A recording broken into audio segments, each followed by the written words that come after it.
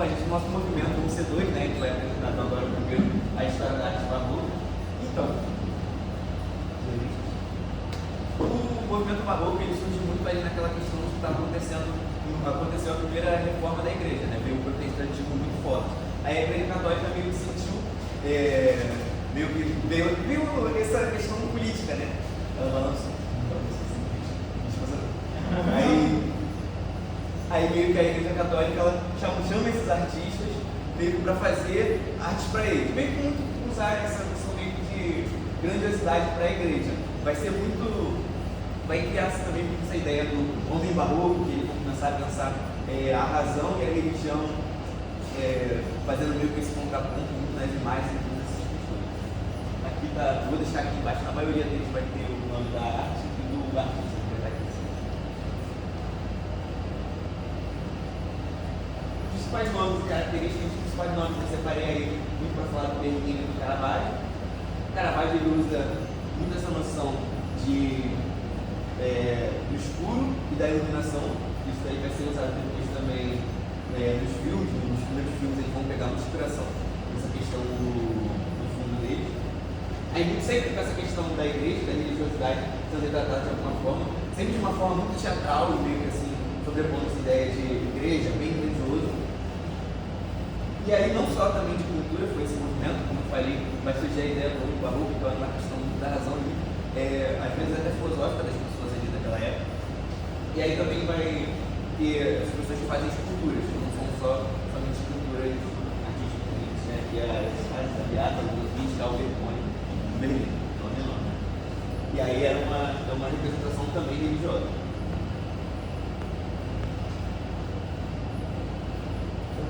Então, essas características elas não ficaram presas somente à pintura e à escultura, né? A arquitetura, a literatura, a música, todos foram tomados pelo mesmo espírito.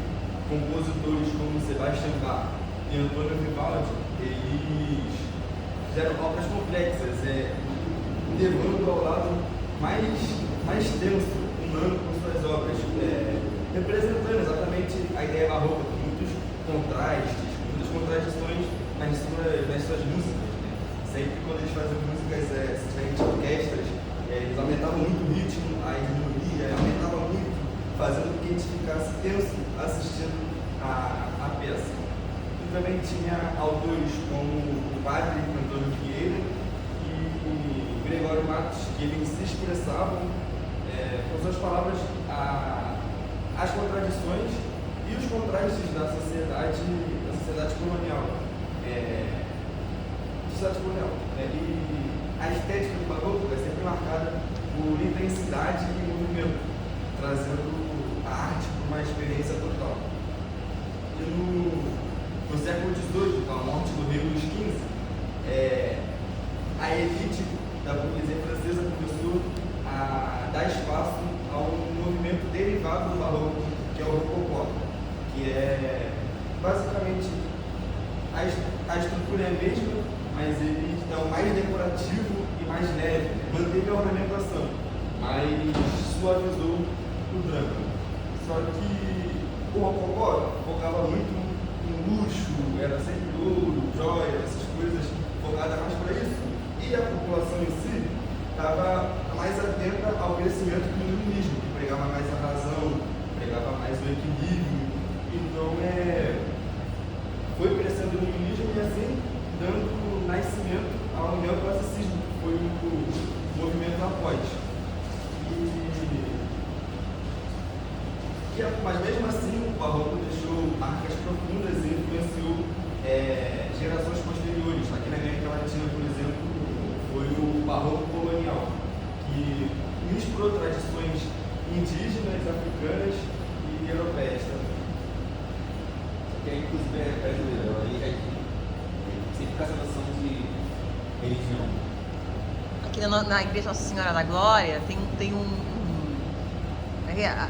Jesus Cristo, né, com os apóstolos, assim, em si mesmo aqui, numa parte essa igreja aqui perto do Largo do Machado, que você tira foto, quando você metrô. Então, você entrando ali no lado lateral dela, você vai ver o Jesus Cristo, o tamanho, assim, real, sabe? Assim mesmo como vocês mostraram na foto. Aqui na nossa foto, sempre a gente tentou pegar muito essa noção. passando o projetor já para mim, né? Mas você tem essa noção do fundo e da cor, assim, E do contraste, né? Eu não sei porquê, mas a foto original fica meio que escura, fica mais. Essa parte fica mais clara. É, aqui tá dando tudo uma noção de preto no fundo. Existiu uma iluminação por trás. Que a gente pensou nisso muito preto, porque também a gente escolheu. Enfim. Aí tá diferente. A gente não é econômico? A gente. Dadaí, a gente não é tão dadaí assim. A gente deixou de definição bonitinho. Aí agora passando por outro movimento que não estava no vídeo que ela passou, a gente vai falar no concretismo brasileiro.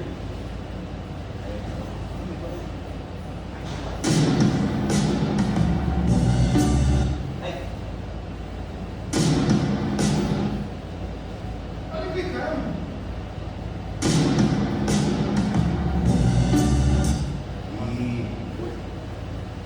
Esse é um movimento que, de novo, né, sempre essas noções sociais e políticas sempre alteram. A gente vai perceber que existe também essa questão de quanto mais parece que a população e a sociedade da época está em algum tipo de conflito ou qualquer tipo de confusão, a arte ela começa a ficar mais experimental e mais experimental de alguma forma, que eu não vou saber o porquê, mas eu tenho essa noção, acho que todo mundo pode sentir também. E aí o concretismo ele nasce muito nesse movimento. Ele chega aqui no Brasil nessa época de 52, que pelo grupo de São Paulo. É um movimento que vai ser, no meu visto, porque eu escolhi muito mais essa questão geométrica, eu achei parecido com o budismo, aquela questão que alguém comentou aqui em algum momento, que eu não vou estar esquecendo o nome da pessoa que falou isso, desculpa, mas falou que o movimento artístico meio um bebe do outro, que cada um vai meio que se misturando e vão transformando em coisas novas, nada se aconteceu meio do nada. Eu senti muito o cubismo no concretismo brasileiro, assim, se for ver depois. Aí ele chega aqui, o concretismo brasileiro, ele traz muito essa noção urbana, eu senti. Ele vai nascer por grupos, aqui, o movimento chega no Brasil em 1952 em São Paulo, com o grupo de cultura, e seu manifesto ideal do grupo de inovação de arte e funcionalismo. Eu sinto que ele vai trazer muito essa noção urbana aqui em São Paulo.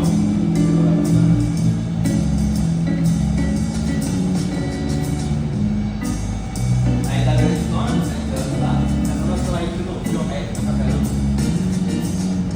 Aí ele vem pro Rio de Janeiro e também um grupo concretista, porém ideias diferentes de São Paulo. Essa noção estética aqui eu achei muito parecido com, não sei se alguém curte aqui, Baiana System. Aí as imagens do, vou falar o nome do cara, né, coitado, do artista,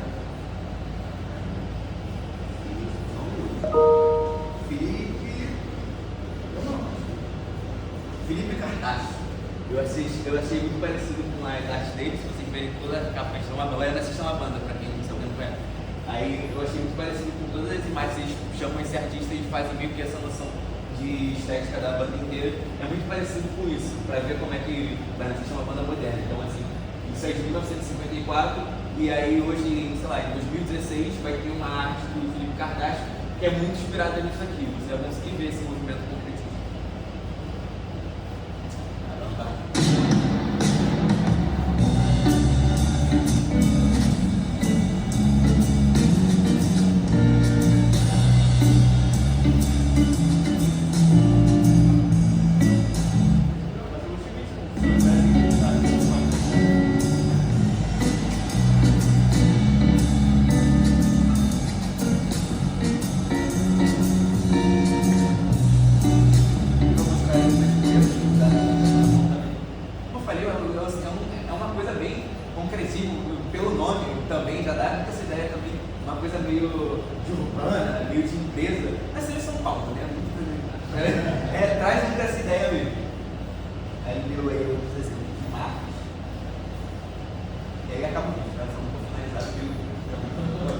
Aí os desdobramentos, o legado do concretismo, ele vou falar aqui um pouquinho também sobre o neoconcretismo, é aquela questão que são desdobramentos, que a arte vai meio que passando conforme o tempo e vai se mudando. O concretismo, ele nasce muito na questão da poesia, que é muito parecido com a questão do barroco.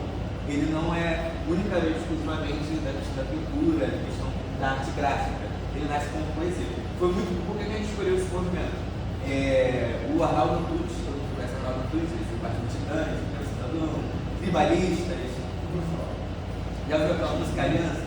Não sei lá, da Marina Monte. Arnaldo Tutti.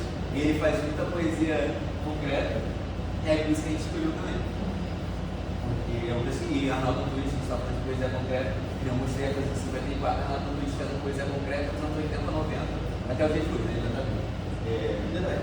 E isso que aconteceu aqui no Brasil estabeleceu meio que diálogos com correntes internacionais, né? Ou seja, isso foi visto pelo mundo inteiro, como passou aqui, sendo um grande marco para a modernidade artística brasileira.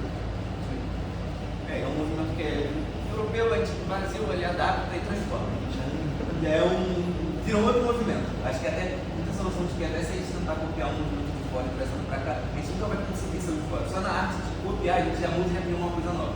Então deve ser um entendimento. Aí tá a nossa foto, essa questão geométrica, aí tem essa meio que é uma pessoa, e aí muita essa noção, é o que a gente conseguiu traduzir, não tem muita essa estética meio urbana, até porque eu também nem gosto dessa questão urbana aí de empresa em São Paulo que a gente viu aí no passado, mas tem essa questão de pessoa e geométrica que foi muito característica da pessoa. Todas essas referências, várias